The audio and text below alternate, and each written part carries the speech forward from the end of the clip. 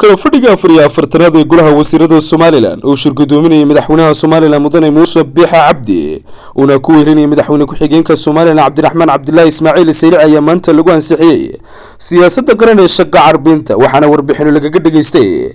kala fadhigaasi xubno kamid ah golaha wasiirada Somaliland ugu horreynna waxa fadhigaasi afartanaad ee maanta u qabsoomay golaha wasiirada Somaliland warbixino la xiriira amniga dalka ay kaga dhageysteen wasiirka wasaaradda arrimaha gudaha Somaliland Maxamed Kaahin Axmed oo ku dheeraaday xaaladda guud ee nabadgelyada dalka sidoo kalena goluhu waxa uu dood dheer iyo falanqeyn ka yeeshay wax ka bedelka iyo kaabista xeerka shaqalaha rayidka ee xeer lambar 2004 kaasi oo shirgudoonka golaha wasiirada Somaliland fadhigani xigay u ballameen ansixintiisa waxaana goluhu ansixiyay siyaasadda qaran ee shaqo carbinta ay soo diyaarisay wasaaradda shaqagelinta arrimaha bulshada iyo qoyska ugu dambeynna waxa uu goluhu soo bandhigay hirgelinta nidaamka waxda lahaanshaha dawladda iyo shacabka ee marka afka qalaad loogu yeero public private partnership waxaana goluhu u saaray ajandahaasi guddi soo diyaarisa war-saxaafadeedkani ka hadlay kala fadhiga afartanaad ee ka soo baxay aqalka qasriga madaxtooyada Somaliland ayaa waxaa ku saxeexnaa afayeenka qasriga madaxtooyada Somaliland Maxamuud Warsame Jaamac Soomaali Cabdi Axmed Karile Kalson TV